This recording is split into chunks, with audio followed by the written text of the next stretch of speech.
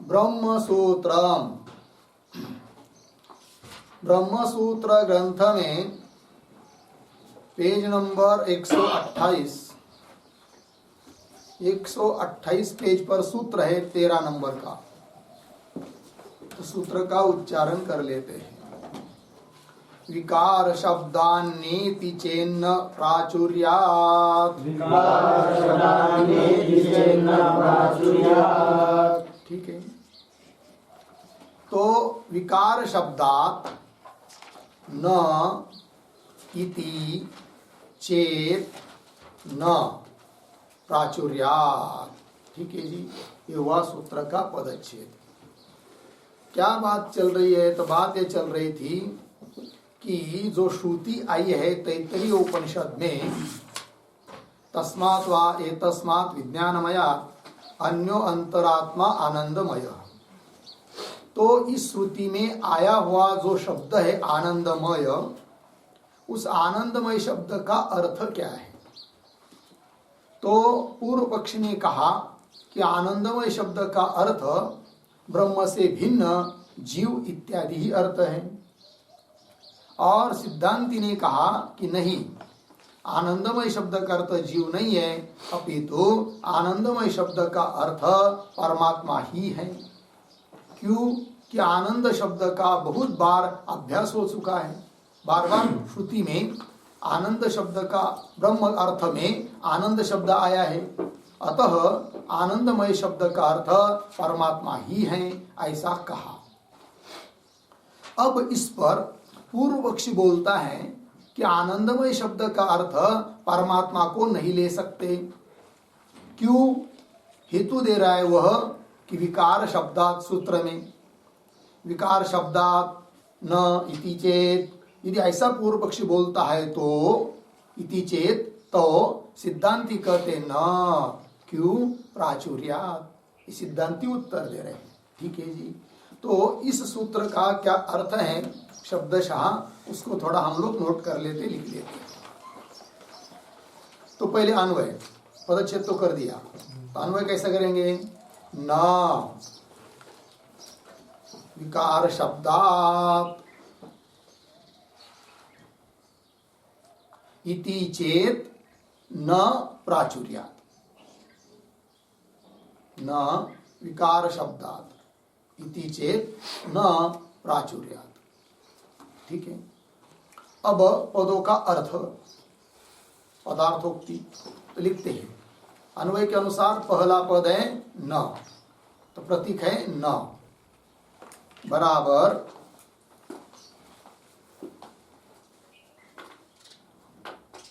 आनंदमय परमात्मा भवितुम न अर्हति। आनंदमय परमात्मा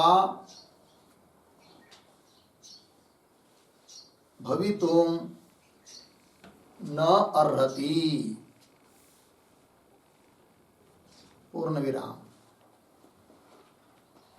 कंस में लिखिए कुतः प्रश्न चिन्ह, और आगे की तरफ बांध देकर कंस बंद। तो आगे प्रतीक है विकार शब्दात्।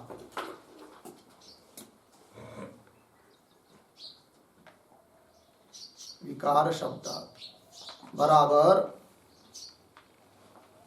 आनंदमयः इत्यत्र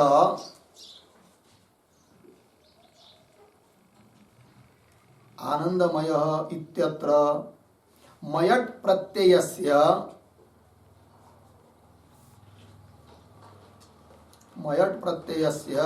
विकारवाचकत्वात्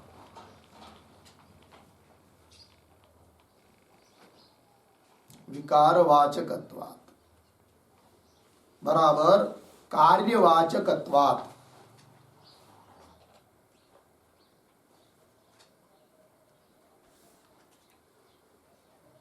कार्यवाचकत्वात् अर्धविराम।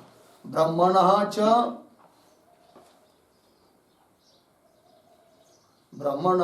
च आनंद विकारत्व अनुपपत्तेः। आनंद विकारत्व अनुपपत्तेः आनंद विकारत्व अनुपपत्ते तस्मात् आनंदमयादि शब्द तस्मात् अन्नमयादि शब्दवत्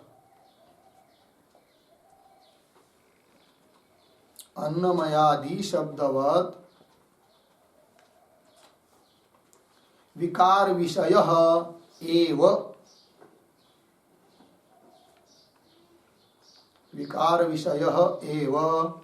आनंदमय शब्दः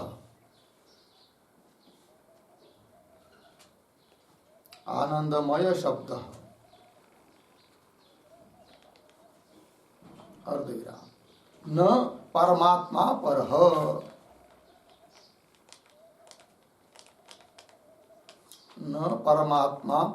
पूर्ण विराम। आगे प्रतीक इति चेत न, इति शब्द प्रतीक है, इति चेत न बराबर आनंदमय परमात्मा, आनंदमय परमात्मा न इति न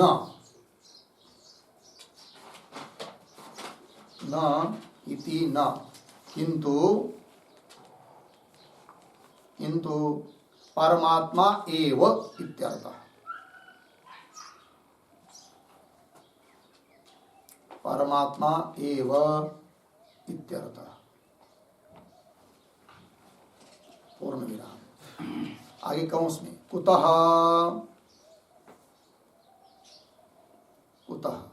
प्रश्न चिन्ह आगे की तरफ बांध देकर कौंस बंद। तो प्रतीक लिखिए प्राचुर्यात, प्रतीक है, हेतु दे रहे सिद्धांती। प्राचुर्यात बराबर प्राचुर्यार्थे अपि,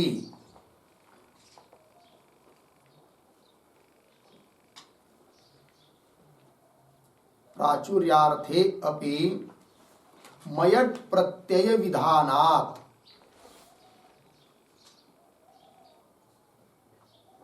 मयट प्रत्यय विधानात् आनंदमयः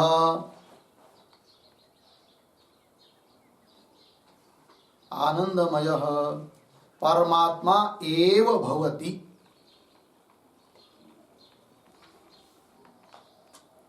परमात्मा एव भवति इत्यर्थः।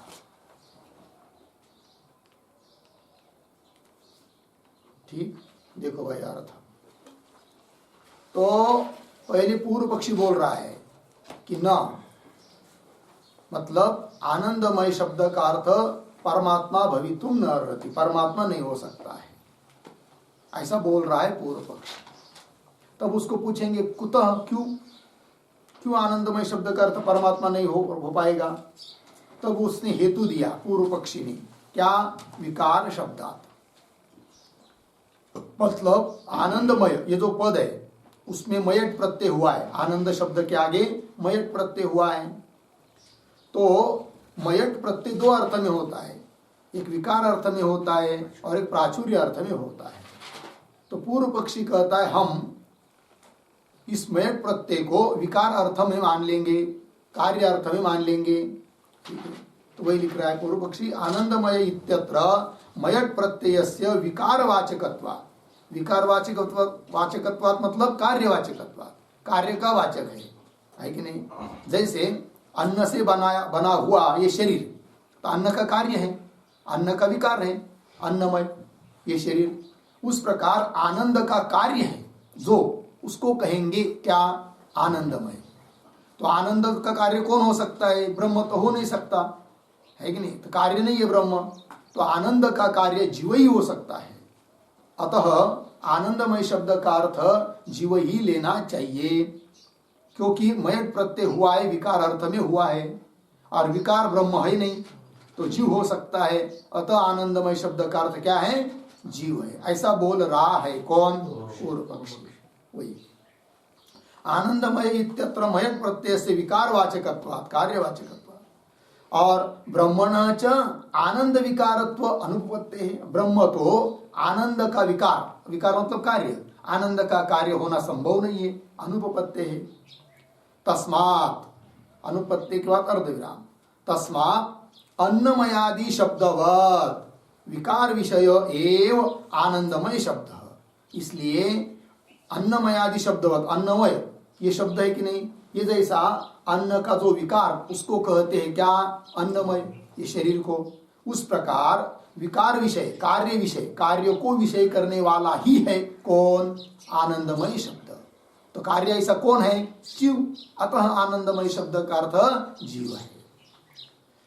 अन्नमयादि शब्दवत् विकार विषय एव आनंदमय शब्द, न परमात्मा पर, अतः परमात्मा पर नहीं है, अर्थात आनंदमय शब्द का अर्थ परमात्मा नहीं है, ऐसा बोला को किसने, पूर्व पक्ष ने। तब सिद्धांती करे इति चेत, ऐसा ही तुम कहते हो तो न, ये तुम्हारा कहना ठीक नहीं है। तो वही बता रहे आगे, आनंदमय इति चेत न, इसका अर्थ आनंदमय परमात्मा न इति न, आनंदमय शब्द का अर्थ परमात्मा नहीं है ऐसी बात नहीं, अर्थात आनंदमय शब्द का अर्थ परमात्मा ही है, किंतु परमात्मा एव इत्यर्थ। तो पुनः प्रश्न उठेगा, भाई हमने कहा कि आनंदमय शब्द का अर्थ परमात्मा नहीं हो सकता है, और तुम कह रहे हैं कि आनंदमय शब्द का अर्थ परमात्मा ही है, तो बताओ फिर क्यों, ऐसा पूर्व पक्षी प्रश्न पूछेगा सिद्धांतियों को। तब उत्तर दे रहे सिद्धांति, प्राचुर्यात्, है कि नहीं, कुत्ता से प्रश्न पूछा तो प्राचुर्यात् मतलब क्या, तो प्राचुर्यार्थे अपि मयट प्रत्यय विधानात्, सिद्धांति कह रहे हैं कि मयट प्रत्यय जैसा विकार अर्थ में होता है उस प्रकार प्राचुर्य अर्थ में भी होता है कौन, मयट प्रत्यय। प्राचुर्य अर्थ मतलब अधिक, प्रचुरता, विपुलता, अत्याधिकता, है कि नहीं, जिस चीज की बहुत ज्यादा मात्रा बतानी है उससे भी होता है क्या, मयट प्रत्यय। तो प्राचुर्यार्थे अपि मयट प्रत्यय विधानात्, इसलिए आनंदमय परमात्मा है, क्योंकि परमात्मा कैसे है, आनंद स्वरूप है, प्रचुरता है, बहुत आनंद ही आनंद है उसमें, इसलिए मयट प्रत्यय होने पर भी वो विकारार्थक न माने, नहीं मानेंगे, प्राचुर्य अर्थ भी मानेंगे, तब तो आनंदमय शब्द का अर्थ परमात्मा भी हो जाएगा। लग गया अर्थ। तो आनंदमय शब्द हम लोगों के सामने है, उस पर पूर्व पक्षी बोलता है आनंदमय शब्द का अर्थ जीव, क्यों कि मयट प्रत्यय विकारार्थ में मानकर, और सिद्धांति कहते हैं कि आनंदमय शब्द का अर्थ जीव नहीं अपितु परमात्मा, क्योंकि विकार अर्थ में मयट नहीं है अपितु प्राचुर्य अर्थ में मयट है, ऐसा सिद्धांति का कहना। प्राचुर्यार्थे अपि मयट प्रत्यय विधानात् आनंदमय परमात्मा एव भवति इत्यर्थ। लग गया सूत्र का अर्थ। अब चलिए इस सूत्र के भाष्य को पढ़ते हैं। अत्र आह, मिला पंक्ति, अत्र आह मतलब ऊपर जो विषय चल रहा था 12 नंबर के सूत्र में जो बात सिद्ध की कि आनंदमय शब्द का अर्थ परमात्मा ही है, उस बारे में, उस संदर्भ में आह मतलब पूर्व पक्षी बोल रहा है कि नहीं। तो आह का कर्ता कौन है, पूर्व पक्षी।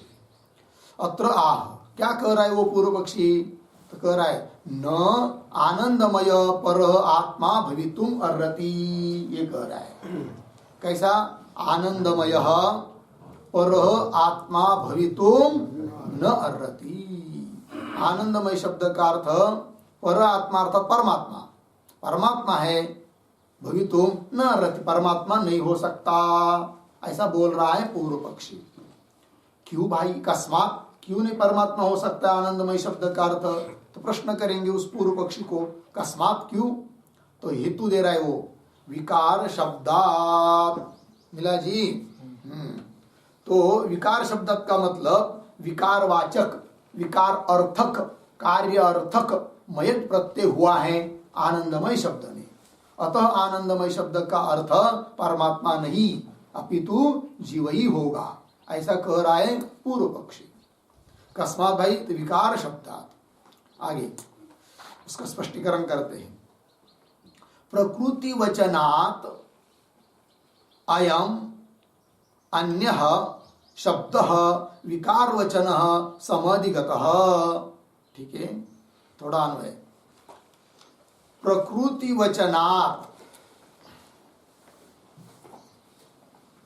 अन्यः अयम शब्दः विकारवचनः समधिगतः।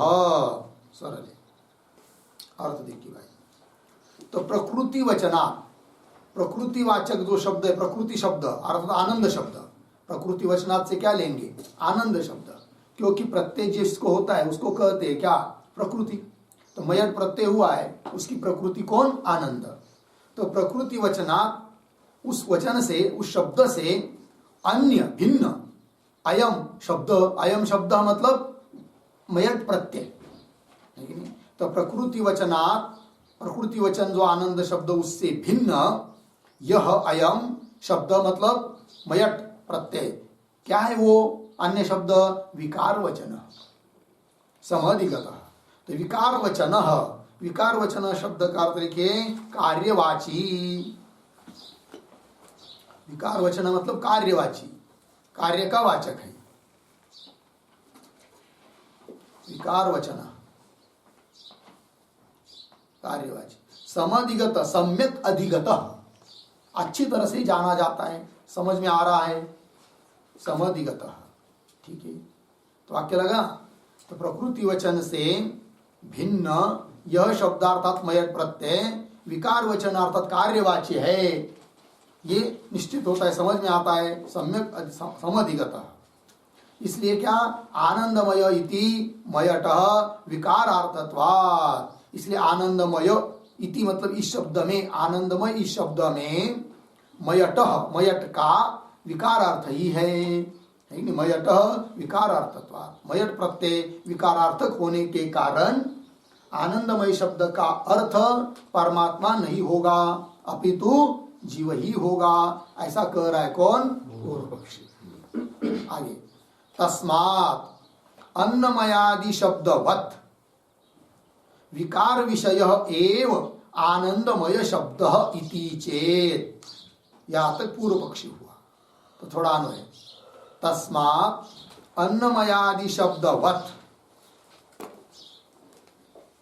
आगे आनंदमय शब्द विकार विषय एव, विकार विषय एव इति चेत हो गया अर्थ की भाई। तस्मात् अन्नमयादि शब्दवत दृष्टांत है। तो अन्नमय इस शब्द में जो मयट प्रत्यय हुआ है वह विकार अर्थ में है। अन्न का जो विकार उसको कहते अन्नमय, इस शरीर को अन्नमय कहते हैं, क्योंकि अन्न से ही उत्पन्न हुआ है, अन्न से ही बढ़ता है और अंतिम विलीन भी अन्न में ही होता है। कौन? यह शरीर, ठीक है ना, इसलिए उसको क्या कहते हैं? अन्नमय। तो तस्मात् अन्नमयादि शब्दवत, अन्नमय शब्द में जिस प्रकार विकार अर्थ में मयट प्रत्यय हुआ है उस प्रकार तस्मात् अन्नमयादि शब्दवत विकार विषय, आनंदमय शब्द, आनंदमय शब्द भी विकार विषय एव, विकार विषय एव मतलब विकारार्थक एव, पाया ना, विकार विषय एव मतलब विकार, विकारार्थक एव, विकारार्थक ही है। कौन? मयट प्रत्यय, किसमें? आनंदमय शब्द में भी यह अर्थ विकार विषय एव विकारार्थक ही है। इति चेत, ऐसा कह रहा है कौन? पूर्व पक्षी। तो ऐसा यदि पूर्व पक्षी बोलता है तो सिद्धांती उत्तर दे रहे न, बोलेंगे क्यों? प्राचुर्यात्, हेतु सूत्र में, भाष्य में देखिए, इति चेत न, क्यों? प्राचुर्यार्थे अपि मयट स्मरणात्, प्राचुर्य अर्थ में भी मयट स्मरणात्, स्मरणात् कथनात्, हाँ स्मरणात् का अर्थ क्या करना है? कथनात्। प्राचुर्य अर्थ में भी मयट का कथन होता है, मयट का प्रतिपादन, मयट प्रत्यय होता है। बोलेंगे प्रमाण क्या है? तो दे रहे सूत्र पाणिनि का, तत्प्रकृत वचने मयट, पाणिनि का सूत्र है 5-4-21, ठीक है।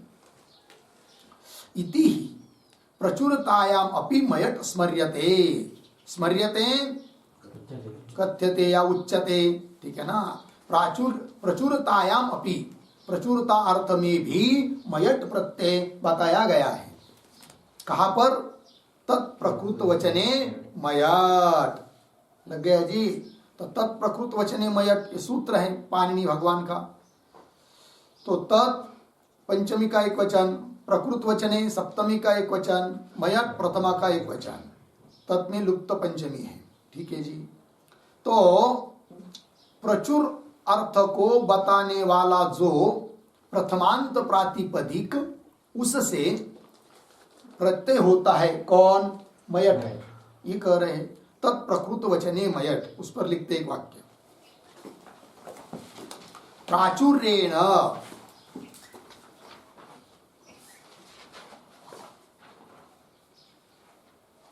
प्राचुर्येण प्रस्तुतम बराबर प्रकृतम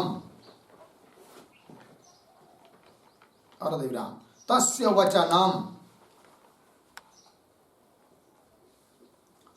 वचनम बराबर प्रतिपादनम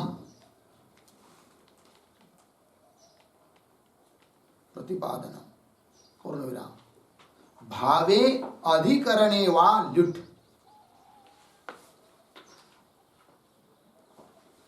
भावे अधिकरणे वा ल्युट् पूर्ण विराम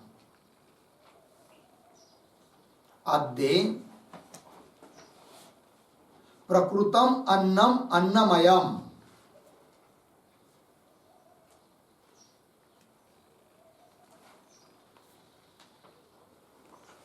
प्रकृतम अन्नम अन्नमयम अर्धविराम अपूपमयम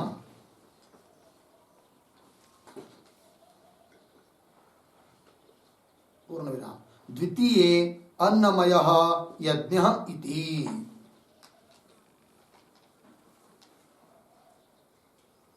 अन्नमयः यज्ञः इति। ठीक है जी। चलिए, तो प्राचुर्येण प्रस्तुतम, प्रचुर मात्रा में जो प्रस्तुत है, प्रकृत है, तस्य वचनम, उसका प्रतिपादन करना है, तो उससे प्रत्यय होता है मयट। अब यहाँ पर वचन शब्द की उत्पत्ति दो तरह की होती है, भाव में और अधिकरण में। तो लुट प्रत्यय हुआ है वचन शब्द में, तो भाव में लुट करेंगे तो वचन शब्द का अर्थ होता है प्रतिपादन, और अधिकरण में लुट करेंगे तो वचन शब्द का अर्थ हो जाएगा अधिकरण। तो दोनों प्रकार की उत्पत्ति। तो आद्य अर्थात भाव में लुट प्रत्यय मानकर अर्थ होता है कि आद्य अर्थात प्रकृतम अन्नम, उदाहरण दिया, बहुत मात्रा में जहाँ अन्न है उसको कहते क्या? अन्नमयम, अन्नमय है ये सब। अपूपमयम। द्वितीय अन्नमय यज्ञ, अधिकरण अर्थ में यदि लुट प्रत्यय मानेंगे वचन शब्द में, तो उदाहरण दिया अन्नमय यज्ञ। अन्नमय यज्ञ मतलब क्या? अन्नम यस्मिन स अन्नमय, अधिकरण को बता रहा है कि जिसमें बहुत अन्न होता है उस यज्ञ को कहते हैं क्या? अन्नमय यज्ञ। दो तरह के अर्थ होते हैं। ठीक है, चलिए। तो कहने का तात्पर्य विकार अर्थ में जैसा मयट होता है वैसा प्रचुरता अर्थ में भी होता है कौन? मयट प्रत्यय। इतना कहने का तात्पर्य। तत्प्रकृत वचने मयट इति प्रचुरतायाम अपि मयट स्मर्यते। उदाहरण देकर समझा रहे भगवान भाष्यकार। यथा अन्नमय यज्ञ इति अन्न प्रचुर उच्यते। जैसे अन्नमय यज्ञ, तो अन्नमय यज्ञ मतलब क्या? कि यस्मिन अन्नम, अन्नम यस्मिन स अन्नमय, प्रकृतम अन्नम यस्मिन स अन्नमय यज्ञ, ऐसा अर्थ होता है। तो अन्नमय यज्ञ के ऊपर एक वाक्य लिखिए, प्रकृतम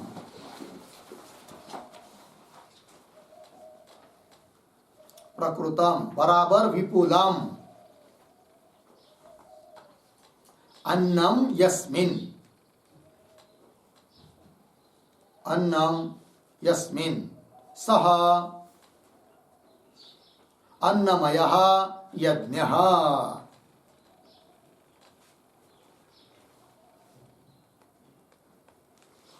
सह अन्नमयः यज्ञः। पूर्ण विराम। और एक उदाहरण की, प्रकृतम जलम यस्मिन, प्रकृतम जलम यस्मिन तत् जलमयम स्थानम,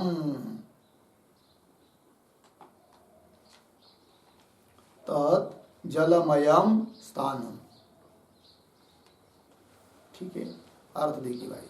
तो प्रकृतम अर्थात विपुलम, बहुत ज्यादा, अत्यधिक, अन्न यस्मिन, अन्न है जिसमें, स अन्नमय यज्ञ। ठीक है, तो यहाँ पर अन्नमय शब्द में जो मयट हुआ वो किस अर्थ में माना गया? प्रचुर अर्थ में। तो अन्नमय शब्द में यदि विकार अर्थ में मयट मानेंगे तो शरीरादि का अर्थ हो जाता है। अन्न का जो विकार उसको कहते हैं अन्नमय, ये शरीरादि। और अन्नमय शब्द में मयट प्रत्यय प्रचुर अर्थ में मानेंगे तो यज्ञ भी अर्थ हो जाता है अन्नमय यज्ञ, कि जिसमें बहुत ज्यादा अन्न हो उसको कहेंगे अन्नमय, प्रचुर अर्थ में, प्राचुर्य अर्थ में। तो अन्नमय यज्ञ। और उदाहरण दिया प्रकृतम जलम, बहुत जल है जिस स्थान पर, उस स्थान को कहते हैं क्या? जलमयम, जलमय हो गया, मतलब बहुत जल हो गया। प्रकृतम जलम यस्मिन तत् जलमयम स्थानम। ठीक है जी, चलिए मूल भाष्य में। यथा अन्नमय यज्ञ इति अन्न प्रचुर उच्यते, बहुत ज्यादा अन्न की प्रचुरता बताई जा रही है। एवं, ये उदाहरण हुआ। अब सिद्धांत बता रहे हैं आनंदमय शब्द के बारे में। एवं आनंद प्रचुरम ब्रह्म आनंदमय उच्यते। तो इस उदाहरण की तरह आनंद प्रचुरम ब्रह्म, ब्रह्म कैसा है? आनंद प्रचुर है, आनंद ही आनंद है, इसलिए उस ब्रह्म को बोलते हैं क्या? आनंदमय शब्द। अर्थात आनंदमय शब्द का अर्थ हो गया क्या? ब्रह्म, परमात्मा। प्रचुरार्थ में मानेंगे मयट तो। एवं आनंद प्रचुरम ब्रह्म आनंदमय उच्यते। लग गया इतना? आगे चलिए। आनंद प्रचुरत्वं च ब्रह्मणः, तो बोलेंगे भाई ब्रह्म में, ब्रह्म आनंद प्रचुर है, इसमें भी क्या प्रमाण है? कैसा हम मानेंगे कि ब्रह्म में बहुत अत्यधिक आनंद ही आनंद है करके? तब उसको बता रहे प्रमाण देकर। आनंद प्रचुरत्वं च ब्रह्मणः मनुष्यत्वात् आरभ्य उत्तरस्मिन् स्थाने शतगुणः आनन्दः इति उक्त्वा ब्रह्मानंदस्य निरतिशयत्व अवधारणात्। ठीक है जी, इससे आनंद प्रचुर ब्रह्म है ये सिद्ध हो जाता है। ठीक, कैसे? देखिए भाई।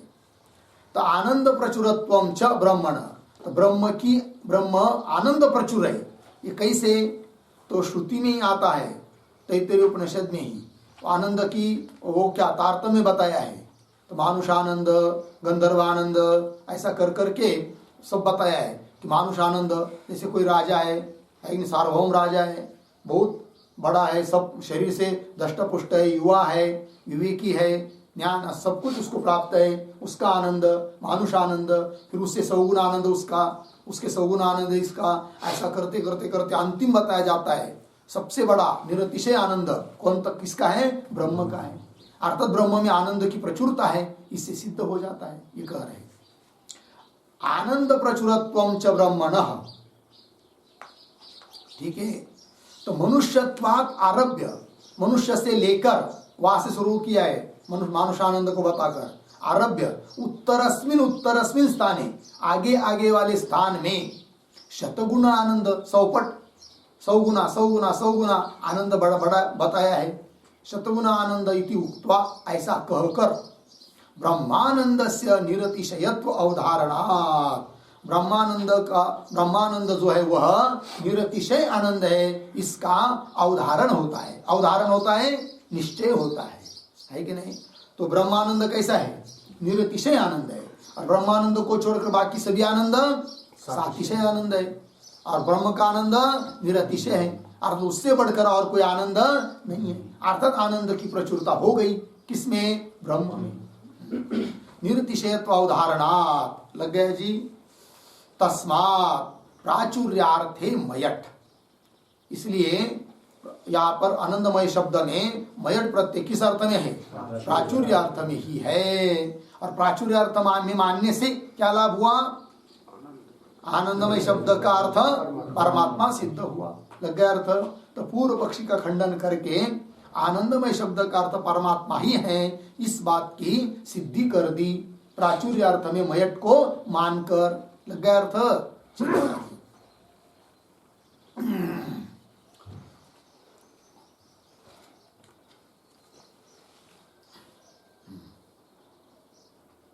हो गया जी।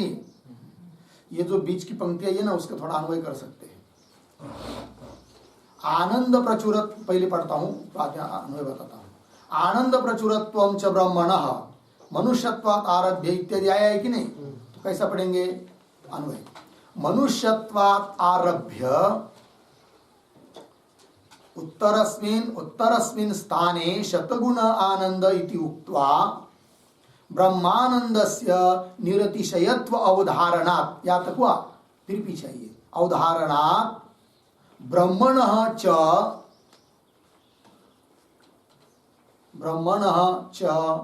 आनंद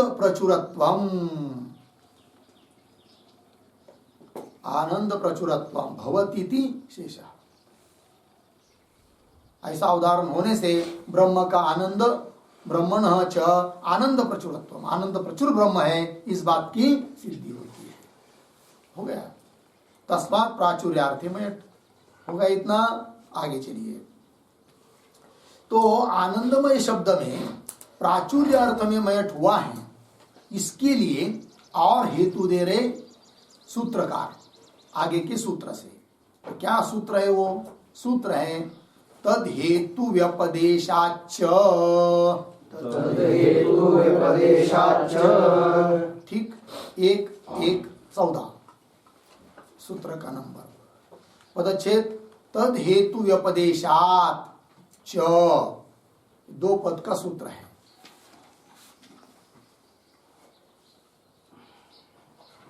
हो गया। अब थोड़ा सूत्र का अर्थ लिखते हैं। तो पहले लिखिए सूत्रावतरणम।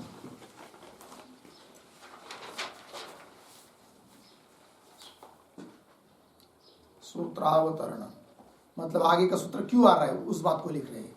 सूत्रावतरण बराबर मयटः प्राचुर्यार्थे हेत्वंतरम आह।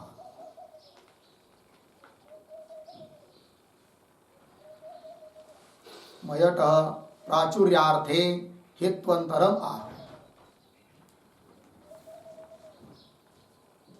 मतलब प्राचुर्य अर्थ में मयट प्रत्यय है, इसके लिए अन्य हेतु दे रहे। ठीक है, सूत्र के द्वारा। नीचे लिखिए सूत्रम, ये सूत्र का उल्लेख। तद हेतु उपदेशाच्च, ये सूत्र हुआ। पदच्छेद तद हेतु उपदेशाच्च, ये पदच्छेद हुआ। अब पदार्थोक्ति प्रतीक है तद हेतु उपदेशात्, ये प्रतीक तद हेतु उपदेशात् हुआ बराबर उसका अर्थ लिखते हैं बराबर उद्धरण चिन्ह में एष ही एव आनंदयाति, एष ही एव आनंदयाति, उद्धरण चिन्ह बन कौंस में तैत्तरीय उपनिषद 2:7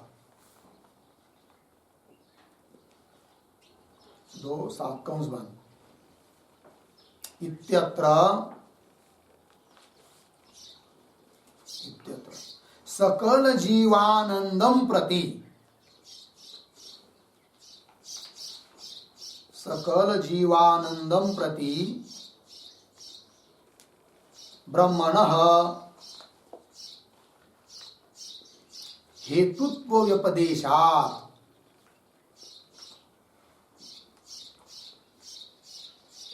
ब्रह्मणः हेतुत्व व्यपदेशात् बराबर हेतुत्व कथनात्,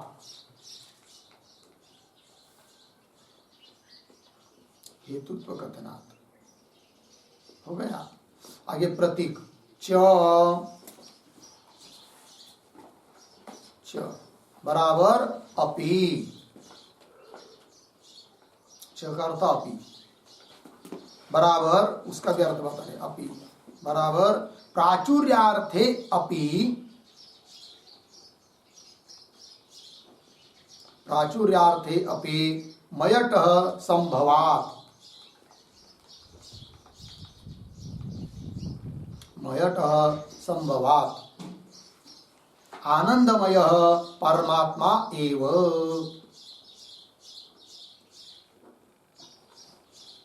आनंदमय परमात्मा एव।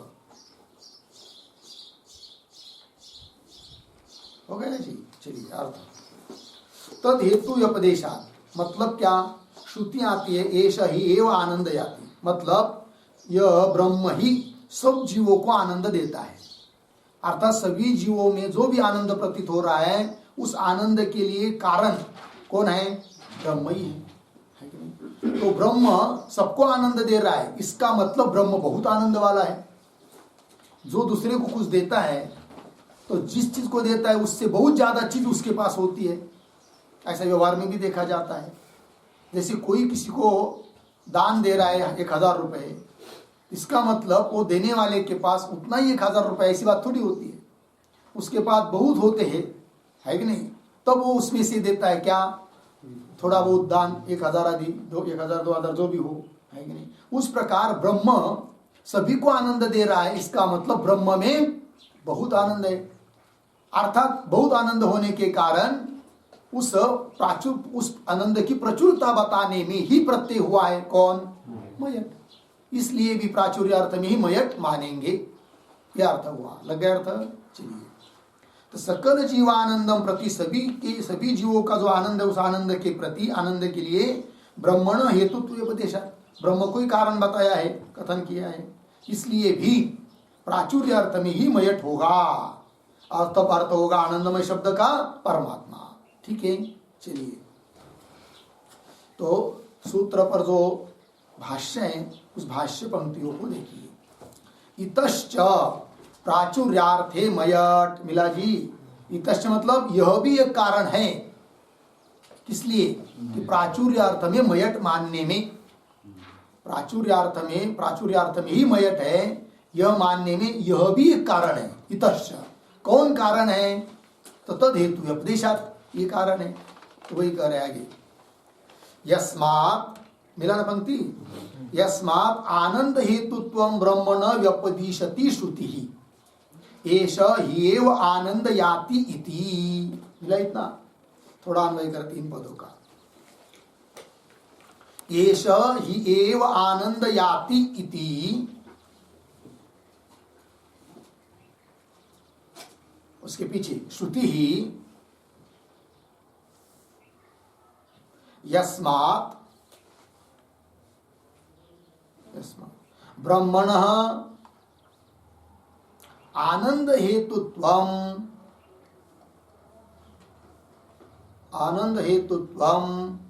व्यपदिशति। हो गया।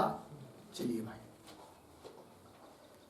तो एष ही एव आनंद याति, एष मतलब ये परमात्मा ही आनंद याति, आनंद याति मतलब आनंद यति, अर्थात आनंद देता है, ये उसका अर्थ है। ठीक है जी। इति श्रुति, श्रुति क्या कह रही है, यह श्रुति कि यस्मात्, जिस कारण से कि ब्रह्मण आनंद हेतुत्वं व्यपदिशति, ब्रह्म आनंद का हेतु है, जीवों में जो भी आनंद प्रतीत हो रहा है उस आनंद का हेतु कौन है, ब्रह्म है, ऐसा श्रुति बता रही है। तो ब्रह्मण आनंद हेतुत्वं व्यपदिशति, कथयति, कौन, श्रुति कथन कर रही है। इसका मतलब ब्रह्म क्या हुआ, आनंद प्रचुर हुआ, और उस प्रचुरता को बताने के लिए ही हुआ है प्रत्यय कौन सा, मयट, किस शब्द में, आनंदमय शब्द में। ठीक है। व्यपदिशति, लगा इतना।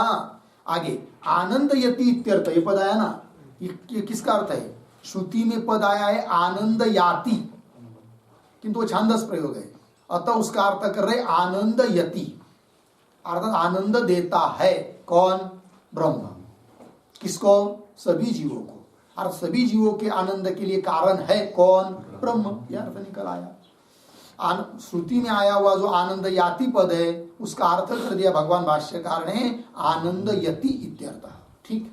आगे, यह ही अन्यान आनंदयति सह प्रचुरानंद इति प्रसिद्धम भवति, है कि नहीं। यह जो ही अन्यान आनंदयति, जो दूसरे को आनंद देता है, सह आनंद देने वाला, प्रचुर आनंद बहुत आनंद वाला होता है, इति प्रसिद्धम भवति, ये प्रसिद्ध है लोगों में, है कि नहीं। दूसरे को आनंद वही देता है जिसके पास बहुत आनंद रहता है कि नहीं। उदाहरण देकर समझाएंगे, है कि नहीं। और समझ लीजिए किसी व्यक्ति से दूसरे को कुछ भी आनंद नहीं मिल रहा है तो समझ लेना चाहिए उस व्यक्ति में भी बिल्कुल आनंद नहीं है। ऐसे भी कुछ लोग होते हैं दुनिया में कि उनसे सभी लोगों को क्या दुख ही क्लेश ही प्राप्त होते हैं, आनंद बिल्कुल नहीं। तो समझना चाहिए उस व्यक्ति में क्या है, क्लेश ही क्लेश भरे हुए हैं, दुख ही दुख है। और जिससे कुछ व्यक्ति ऐसे भी होते हैं दुनिया में, कोई साधु संत महात्मा जीवन मुक्त, तो उनके पास जाते ही आनंद प्रतीत होता है, सभी वृत्तियां क्लेश कारक वृत्तियां चली जाती है और प्रसन्न लगता है उसके स्थान पर जाने से भी, ठीक है ना। समझ लेना चाहिए कि उसमें क्या है, आनंद ही आनंद है। लग गया अर्थ जी। चलिए, स्मशान भूमि में जाएंगे तो अंतःकरण ऐसे क्लेश क्लेश जैसा लगता है, भारीपन लगता है, नहीं जैसा लगता है। और वही वहां से उठकर स्नान बीन करके माउली के मंदिर में जाएंगे, समाधि का दर्शन लेंगे, अभिषेक करेंगे, वो 2-5 मिनट वहां पर बैठेंगे तो ऐसा लगता है हम ब्रह्मानंद में आ गए, लगता है कि नहीं, ये बात होती है। ठीक, चलिए, तो वही दिया नियम, यह ही अन्यान आनंदयति स प्रचुरानंद इति प्रसिद्धम भवति। यथा, उदाहरण देकर, यथा लोके यह अन्येषाम धनिकत्वम आपादयति सह प्रचुर धन इति गम्यते, तद्वत् उदाहरण दिया, दृष्टांत दिया कि यथा जिस प्रकार लोक में कोई व्यक्ति है, यह अन्येषाम अन्य लोगों को भी क्या कर देता है, धनी बना देता है। तो जो अन्य को भी धनी श्रीमंत बना देता है, इसका मतलब वो कैसा है, बहुत धनी है, तभी तो अन्य को धनी बना रहा है ना, धनवान बना रहा है कि नहीं। यह लोके अन्येषाम धनिकत्वम आपादयति संपादयति, धनिक बना देता है, सह ऐसा जो धनिक बनाने वाला है नहीं, प्रचुर धन बहुत धन वाला है, ऐसा कहा जाता है व्यवहार में। स प्रचुर धन इति गम्यते, गम्यते न्यायते, दृष्टांत हुआ। तद्वत मतलब उस प्रकार सभी जीवों को आनंद देने वाला कौन है, ब्रह्म। इसका मतलब ब्रह्म कैसा हुआ फिर, प्रचुर आनंद वाला, आनंद ही आनंद है, आनंद के अलावा दूसरा कुछ वहां पर ये नहीं है, यह अर्थ निकल आता है।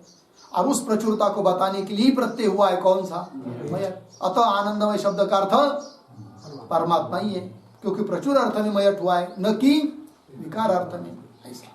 तद्वत तस्मात् प्राचुर्यार्थे अपि मयट संभवात्, इसलिए प्रचुर अर्थ में भी, अत्यधिक अर्थ में भी मयट का संभावना होने से आनंदमय पर एव आत्मा, आनंदमय शब्द का अर्थ कौन है, पर, ये मतलब परमात्मा ही है, ये बात सिद्ध कर दिया। लग गया जी।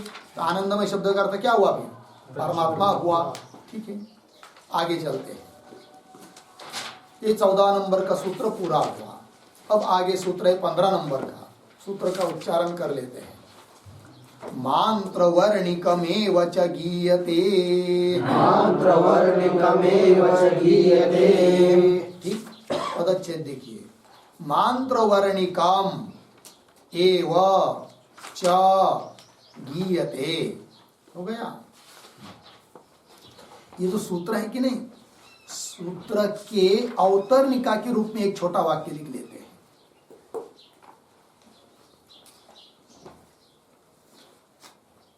आनंदमयस्य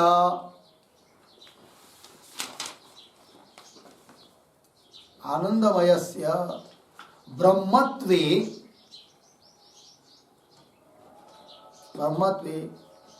हेतुम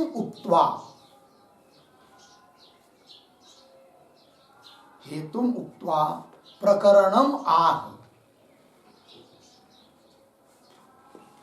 प्रकरणम आह मांत्रवर्णिकम इति सूत्र। ठीक है, मतलब क्या हुआ, अर्थ देखिए। तो आनंदमय शब्द का अर्थ ब्रह्म ही है, परमात्मा ही है। इस बात के लिए अब तक हेतु बताए। क्या हेतु बताए, प्राचुर्यात, ठीक, अभ्यासात, तद हेतु व्यपदेशात, ये सब हेतु बताए, लिंग बताए, और इन हेतुओं से सिद्ध किया क्या कि आनंदमय शब्द का अर्थ ब्रह्म ही है। बराबर। अब ये जो सूत्र आ रहा है 15 नंबर का, इस सूत्र से भी वही सिद्ध करना है क्या कि आनंदमय शब्द का अर्थ परमात्मा ही है, किंतु हेतु देकर नहीं, अपितु प्रकरण को बताकर। ठीक है ना। मतलब वो जो श्रुति आई है क्या, अन्यो अंतरात्मा आनंदमय, वह श्रुति जिस प्रकरण में पढ़ी गई है उस प्रकरण का भी संदर्भों को देखेंगे, प्रकरण का, पूरे प्रकरण का विचार करेंगे तो भी आनंदमय शब्द का अर्थ परमात्मा ही होता है, इस बात को कहना है।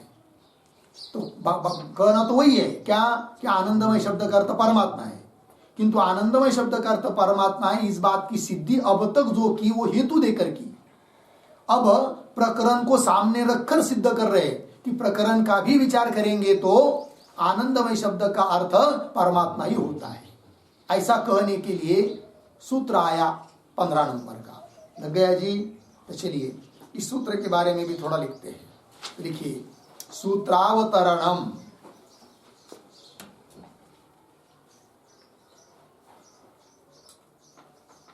सूत्रावतरणम बराबर इतश्च आनंदमयः, इतश्च आनंदमयः परमात्मा एव,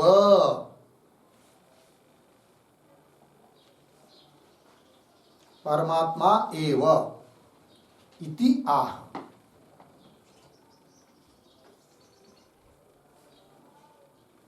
ठीक है।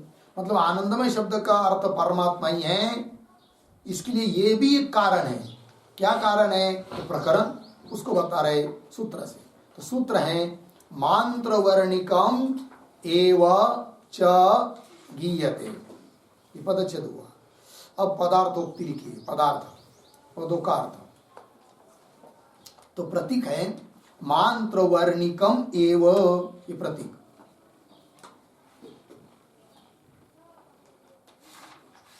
मांत्रवर्णिकम एव बराबर सत्यम ज्ञानम अनंतम ब्रह्म, सत्यम ज्ञानम अनंतम ब्रह्म, उद्धरण चिन्ह बन। इति मंत्रे,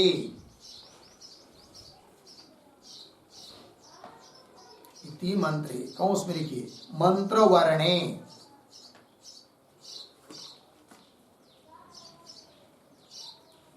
मंत्रवर्णे निर्धारितम, कौंस बंद कर दीजिए, मंत्रवर्णे कौंस बंद, आगे निर्धारितम ब्रह्म, निर्धारितम ब्रह्म बराबर सत्यादि विशेषणैः,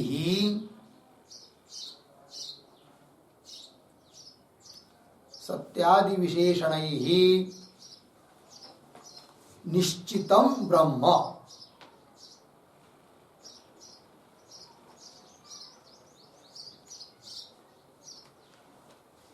अर्धविराम तत्,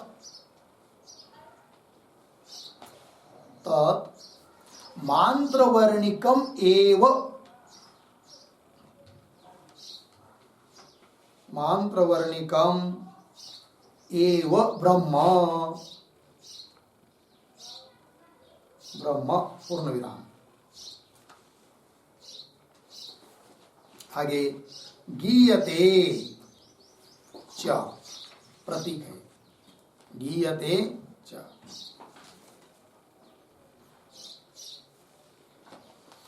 बराबर उद्धरण चिन्ह में अन्योंतर आत्मा आनंदमय,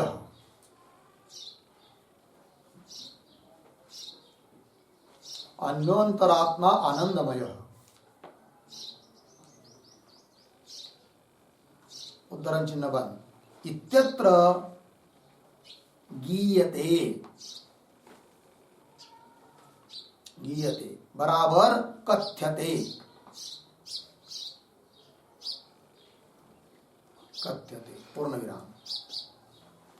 मंत्र ब्राह्मणयोः,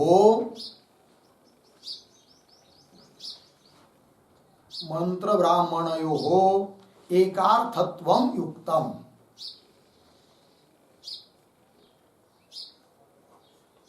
एकार्थत्वम युक्तम पूर्ण विराम। अन्यथा अन्यथा प्रकृतहान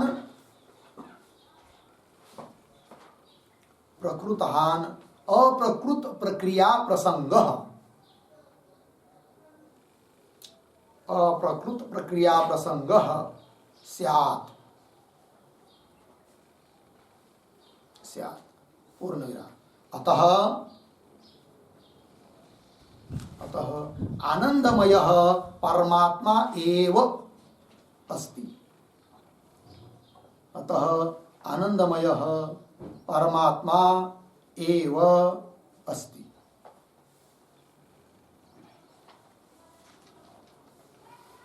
ठीक है जी, चलिए भाई अर्थ देखते हैं। तो सूत्र ने बताया कि मंत्र वर्णिकम एव च गीयते, मतलब क्या, मंत्र में जिसको बताया है उसी को ब्राह्मण वाक्य ने कहा है। सरल सरल अर्थ। मंत्र वर्णिकम एव मतलब मंत्र में जिस ब्रह्म को बताया है ना उसी को ब्राह्मण में कहा है। वेद मंत्र और ब्राह्मणात्मक होता है, मतलब वेद में कुछ मंत्र होते हैं और कुछ ब्राह्मण भाग होता है कि नहीं। तो संहिता भाग जो है वो मंत्र भाग है, और उसी की व्याख्या जो होती है उसको कहते हैं क्या, ब्राह्मण भाग। ठीक है, तो उस उपनिषद में सत्यम ज्ञानम अनंतम ब्रह्म, तैत्तिरीय उपनिषद में यह आया है। तो यहां से उस प्रकरण का आरंभ हुआ है। तो सत्यम ज्ञानम अनंतम ब्रह्म ये मंत्र है, उसको मंत्र बोलिए, मंत्र वर्ण बोलिए। तो सत्यम ज्ञानम अनंतम ब्रह्म, इस मंत्र में किसका उल्लेख हुआ है, ब्रह्म का। सत्य स्वरूप, ज्ञान स्वरूप, आनंद स्वरूप ब्रह्म है। सत्यादि विशेषण युक्त ब्रह्म का निर्धारण हुआ है, अवधारण हुआ है, निश्चय हुआ है। ठीक, और उस मंत्र का व्याख्यान करने के लिए आगे ब्राह्मण भाग आ जाता है। फिर उस ब्राह्मण भाग में ये वाक्य आता है क्या, अन्यो अंतरात्मा आनंदमय। कथन करते करते करते अंतिम वाक्य ये आ जाता है। अब अन्यो अंतरात्मा आनंदमय, अब आनंदमय शब्द का अर्थ यदि ब्रह्म को नहीं लेंगे, ब्रह्म को छोड़कर अन्य किसी अर्थ को लेंगे तो होगा क्या, तो ये निकलेगा अर्थ कि मंत्र कुछ कर रहा है और ब्राह्मण अन्य कुछ कर रहा है। क्योंकि मंत्र में बताया है किसको, ब्रह्म को, और ब्राह्मण भाग का जो वाक्य अन्य अंतरात्मा आनंदमय वो कह रहा है जीव को। तो दोनों की एक वाक्यता नहीं हुई, जबकि दोनों की एक वाक्यता ही होनी चाहिए, क्योंकि मंत्र का ही व्याख्यान होता है ब्राह्मण, और वो मंत्र का व्याख्यान यदि ब्राह्मण भाग है तो दोनों के द्वारा एक ही अर्थ का उल्लेख होगा ना, है कि नहीं। और मंत्र में तो ब्रह्म को बताया है, अतः इसलिए भी ब्राह्मण वाक्य जो अन्यो अंतरात्मा आनंदमय, इसमें आया हुआ जो आनंदमय शब्द उसका अर्थ भी ब्रह्म ही होगा, क्योंकि वो प्रकरण ब्रह्म से शुरू हुआ है। ये बात बताया, मंत्र वर्णिकम एव च गीयते, ब्राह्मण वाक्य न कथ्यते। लग गया अर्थ। तो चलिए क्या लिख के दिया आपको, मंत्र वर्णिकम एव सत्यम ज्ञानम अनंतम ब्रह्म इति मंत्रे, अर्थात मंत्र वर्णे निर्धारितम ब्रह्म। निर्धारितम ब्रह्म मतलब क्या, सत्यादि विशेषणैहि निश्चितम ब्रह्म, अवधारितम ब्रह्म, सत्य स्वरूप, ज्ञान स्वरूप, अनंत स्वरूप ब्रह्म है, ऐसा निश्चय हुआ है। इसलिए उस ब्रह्म को कहते हैं क्या, तत् मंत्र वर्णिकम एव ब्रह्म। ब्रह्म को क्या कहेंगे, मंत्र वर्णिक है। कौन, ब्रह्म। मंत्र वर्णिक है मतलब मंत्र में उसका कथन हुआ है ब्रह्म का, इसलिए ब्रह्म को क्या कहेंगे, मंत्र वर्णिकम एव। मंत्र में जिसको बताया है वो हुआ मंत्र वर्णिक, ऐसा ब्रह्म गीयते, उसी को ब्राह्मण वाक्य के द्वारा बोला जा रहा है। अतः आनंदमय शब्द का अर्थ ब्रह्म ही है, ये कहना गीयते। तो आगे अन्यो अंतरात्मा आनंदमय इत्यत्र गीयते, गीयते अर्थात कथ्यते। क्यों आई कि मंत्र ब्राह्मणयो एकार्थत्वम युक्तम, मंत्र भाग और ब्राह्मण भाग दोनों एक अर्थक एक अर्थ कोई बताते हैं, ये कहना युक्त है। और ऐसा नहीं मानेंगे, मतलब मंत्र कह रहा है अन्य अर्थ को, ब्राह्मण कह रहा है अन्य अर्थ को, तब क्या होगा भाई, तो अन्यथा मतलब अलग अलग अर्थ मानेंगे तो प्रकृत हान, अप्रकृत की प्राप्ति, मतलब जो प्राप्त है उसका त्याग और जो प्राप्त नहीं है उसका ग्रहण, ये दोष आएगा। तो प्रकृत कौन है? ब्रह्म। मंत्र में ब्रह्म कहा है, ब्रह्म को बताया है, तो प्रकृत की हानि होगी। जो प्रकृत है कौन? ब्रह्म, उसकी हानि मतलब उसका त्याग। और जो कहा नहीं है मंत्र में जीवादि, उसका ग्रहण है कि नहीं? अप्रकृत प्रक्रिया, अप्रकृत का ग्रहण, आरंभ, कथन, ये प्रसंग आएगा, जबकि यह क्या है? दोष है। अप्रकृत प्रक्रिया प्रसंग स्यात्, है कि नहीं? इसलिए जो मंत्र में बताया है वही ब्राह्मण में कहना पड़ेगा।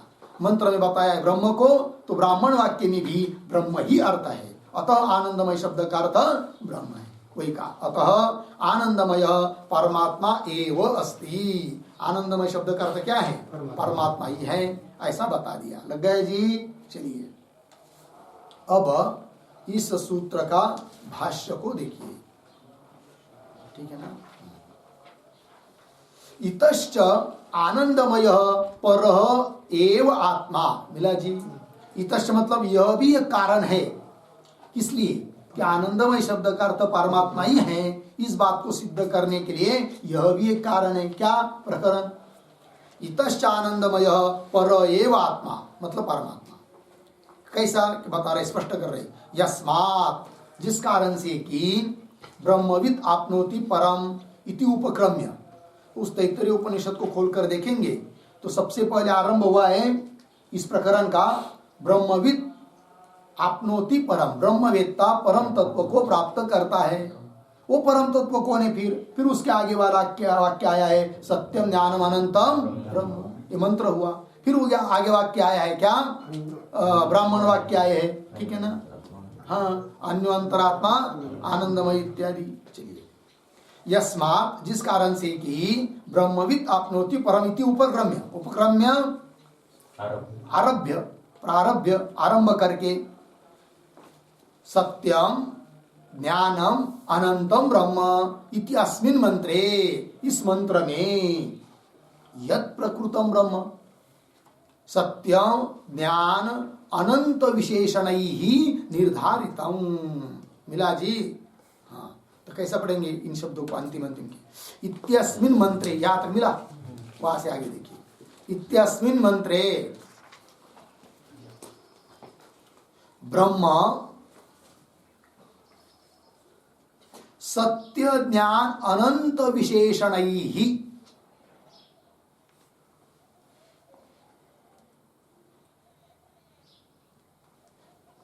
ठीक है ना? कैसे पढ़ेंगे? इत्यस्मिन् मंत्रे, ब्रह्म को बाद में लीजिए तो, इत्यस्मिन् मंत्रे सत्य ज्ञान अनंत विशेषणैहि यत् प्रकृतम ब्रह्म निर्धारितम। ठीक है, चलो भाई, सत्यम ज्ञान अनंतम ब्रह्म, इस मंत्र में सत्य ज्ञान अनंत इत्यादि विशेषणों से यत् प्रकृतम, जो प्रकृत है, जिससे आरंभ हुआ है, ब्रह्मविद आपनोति परम इत्यादि से, यत् प्रकृतम ब्रह्म निर्धारितम, अवधारितम, निश्चितम, है कि नहीं? आगे यस्मात्, ये निर्धारितम अर्धविराम हुआ, एक बात हो गई है। अब दूसरी बात, यस्मात् आकाशादि क्रमेण स्थावर जंगमानि भूतानि अजायंत, ठीक है ना? जिससे आकाशादि क्रम से, आकाश वायु अग्नि जल पृथ्वी इत्यादि क्रम से, यस्मात् जिस परमात्मा से, आकाशादि क्रमेण स्थावर जंगमानि भूतानि, स्थावर जंगम स्वरूप जितने भी प्राणी मात्र जड़ चेतन है, सभी भूतानि अजायंत उत्पन्न हुए हैं जिस परमात्मा से, अर्धविराम। और यच्च भूतानि सृष्ट्वा तानि अनुप्राविश्य गुहाम अवस्थितम सर्वांतरम, ठीक है ना? यच्च, यत् मतलब परमात्मा ब्रह्म, यच्च भूतानि सृष्ट्वा, भूतानि सभी प्राणी मात्रों को उत्पन्न करके, केवल उत्पन्न ही नहीं किया, तानि अनुप्रविश्य, उन सब में क्या किया? उसने प्रवेश किया। अनुप्रविश्य, पुनः गुहायाम, बुद्धि रूप गुहा में अवस्थित है कौन? ब्रह्म।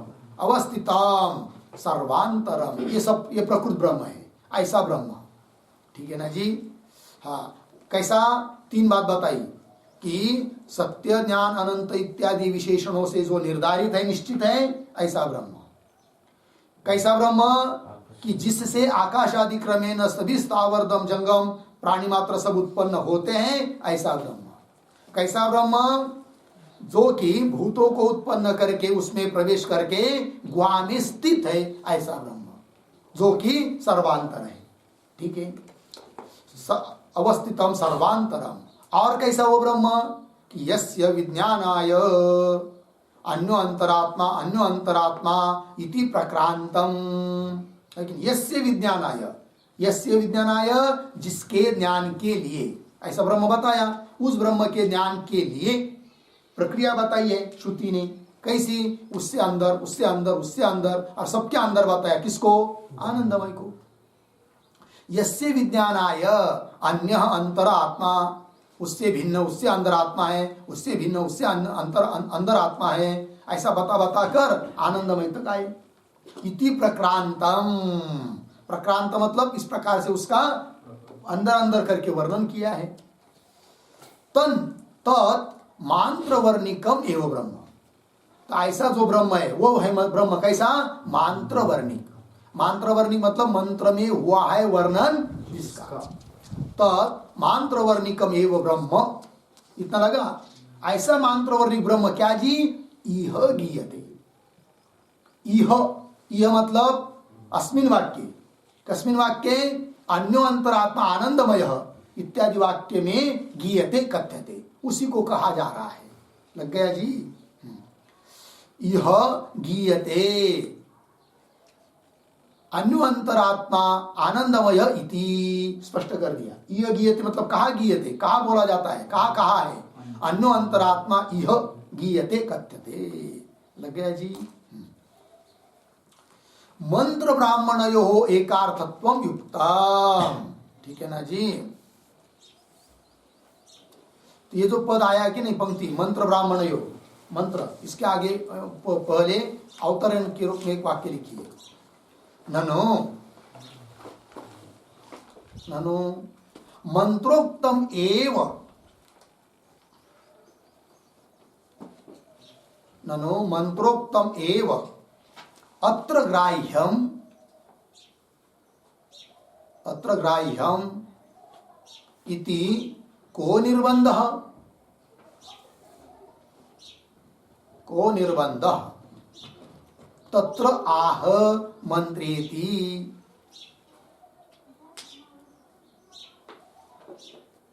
तत्र आह मंत्रेति। ठीक है जी?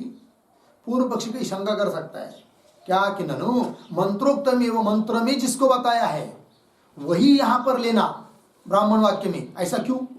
क्यों निर्बंध, क्यों आग्रह करते हो आप? ऐसा कोई बोलेगा। ननु मंत्रोक्तम एवं अत्र ग्राह्यम इति को निर्बंध, क्यों ऐसा प्रतिबंध है, निर्बंध है कि नहीं, बंधन है?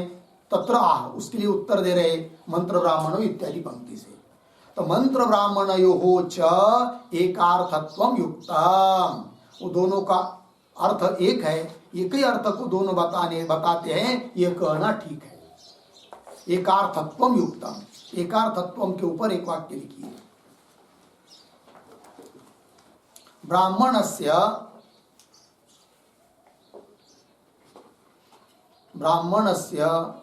मंत्र व्याख्यानत्वात्,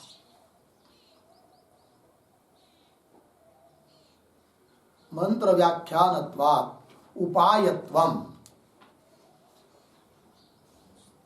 उपायत्वम बराबर साधनत्वम, साधनत्वम अस्ति, पूर्ण विराम। आगे मंत्र तु उपेय,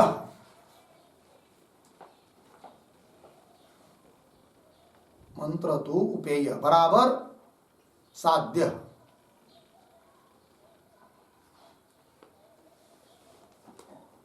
अर्धविराम। अतः तयोः एकार्थत्वम युक्तम, अतः तयोः एकार्थत्वम युक्तम।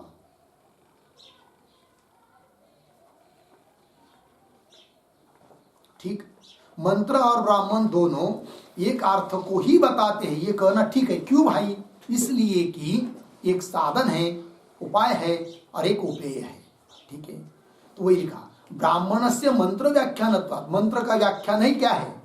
ब्राह्मण भाग है। ब्राह्मण मतलब ब्राह्मण क्षत्रिय वैश्य ब्राह्मण नहीं लेना, ब्राह्मण मतलब मंत्रों की जो व्याख्या हुई है वेद में, उस व्याख्या का नाम है क्या? ब्राह्मण। तो मंत्र का व्याख्यान ये है कौन? ब्राह्मण। इसलिए वो उपाय है।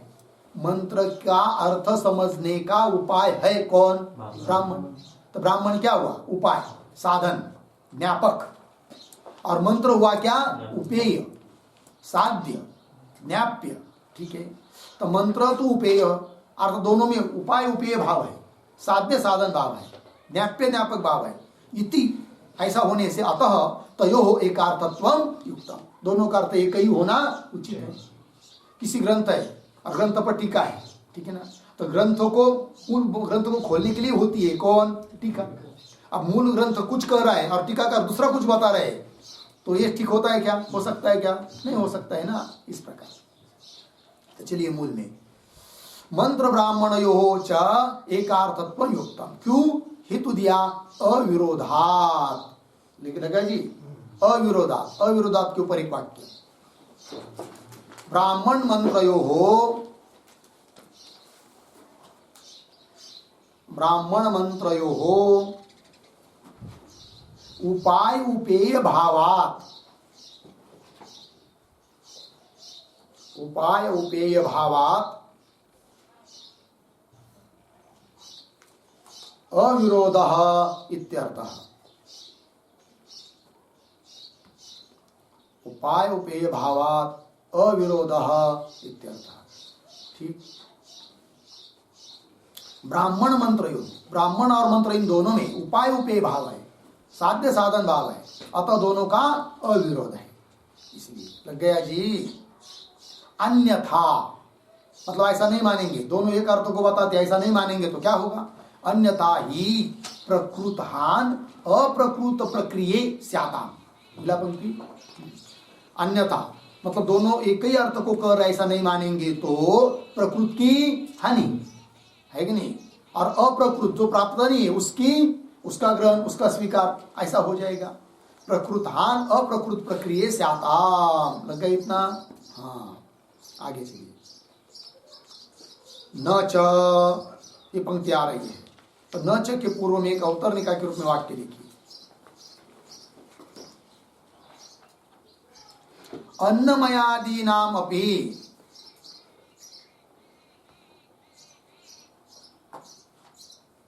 अन्नमयादीनाम अपि मांत्रवर्णिक ब्रह्मत्वम, मांत्रवर्णिक ब्रह्मत्वम स्यात्, मांत्रवर्णिक ब्रह्मत्वम स्यात् इति अतः आह, इति अतः आह न च इति।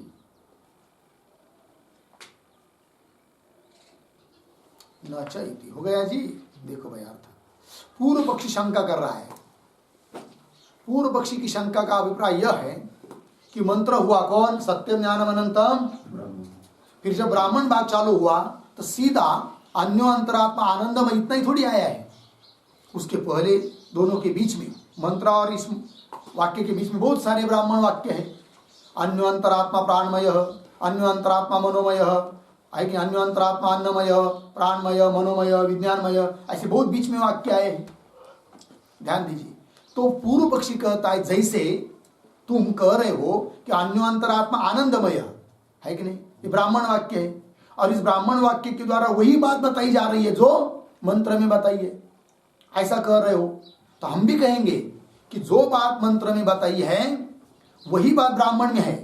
तो बीच वाले जो आए कि नहीं, अन्य अंतरात्मा अन्नमय, प्राणमय, फिर अन्नमय शब्द का अर्थ भी ब्रह्म ले लो, प्राणमय शब्द का अर्थ भी ब्रह्म ले लो, क्योंकि मंत्र में जो बताया है वही ब्राह्मण कह रहा है। तो ये भी तो ब्राह्मण वाक्य है बीच वाले। तो जैसे आनंदमय शब्द ब्राह्मण वाक्य में होने के कारण उसका अर्थ आप वो ले रहे जो मंत्र में बताया है, तब हम कहेंगे कि उसी प्रकार अन्नमय, प्राणमय, मनोमय इत्यादि जो शब्द ब्राह्मण वाक्य में आए हैं उसका अर्थ भी वही लीजिए जो मंत्र में बताया है कि नहीं? ऐसा करो। फिर ऐसा शंका कर रहा है कौन? पूर्व पक्ष। क्या लिखा? ननु अन्नमयादि नाम अपि मांत्र वर्णिक ब्रह्मत्व।